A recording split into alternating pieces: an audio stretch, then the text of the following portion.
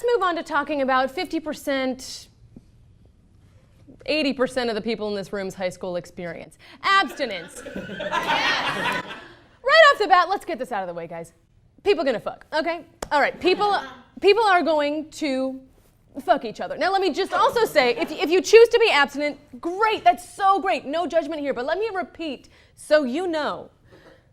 People gonna fuck. People gonna fuck. People are just gonna fuck. Here's the church, here's the steeple, open the door, people gonna fuck, okay? People are going to fuck everywhere. This is known, and yet, abstinence-only education still exists, and its supporters are louder than your drunk aunt whispering something she thinks isn't racist to your date at Thanksgiving. That loud. So what are pro-abstinence-only education people saying? Mainly that telling teens that abstinence is the only way to not get an STD or get pregnant will then result in teens not getting STDs or pregnant, which is proven about as successful as Uber Eats. Nearly every study published shows no long-term change of sexual behavior in teens who've been taught through abstinence-only education programs.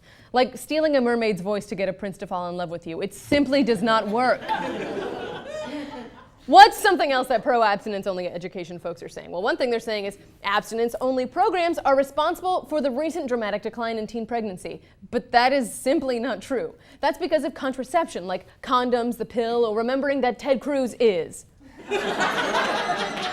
Contraception is responsible for 86% of the decrease in teen birth rate from 1995 to 2002. And chances are, if you've had sex, you've used contraception. And if you haven't, probably look into that a little bit. And finally, abstinence-only education pushers say that parents don't want sex taught in schools, but that's also not true. Here are just a few statistics. First of all, 98% of people want youth to be taught about HIV/AIDS. 96% want youth to learn the basics of how babies are made, and 94% want youth to learn how to get tested for HIV and other STDs.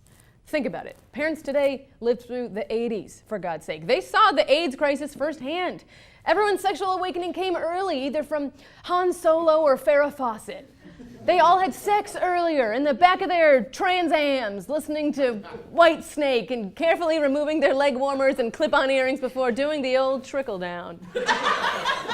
So they want their kids to have safe sex as well, right? But it gets even crazier. There's something out there called a virginity pledge, which is a common component of abstinence-only programs. What is a virginity pledge? Well, a virginity pledge is exactly what it sounds like a fire escape or a big hole. What it is a public promise to remain a virgin until marriage. People who vouch for them really believe them to delay the onset of sexual activity and protect teens from STDs. And worst of all, if you violate the pledge, you don't get to go on the band field trip. This is gross, you guys. This is Ted Cruz eating Arby's gross. And it's what makes sex taboo, right? This is what scares teens into thinking that sex is bad, that their sexuality is bad, or that an adult won't help them with an unwanted pregnancy. Well, I have a new pledge for everyone to take, and I'm going to break it down for you right now. Oh, yeah. This is the Bang Safely pledge. Ooh. Everybody get out their pens, because we're going to stain some sheets tonight. Sheets of paper. Repeat after me.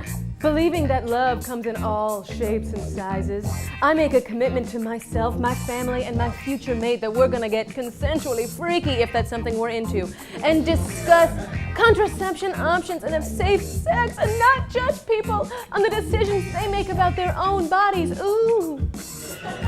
And if one day I get married, looking at you, Richard, from Series 6 of the Great British Bake Off, the above rules still apply. Signed with a kiss, Maggie. We'll be right back. Thank you.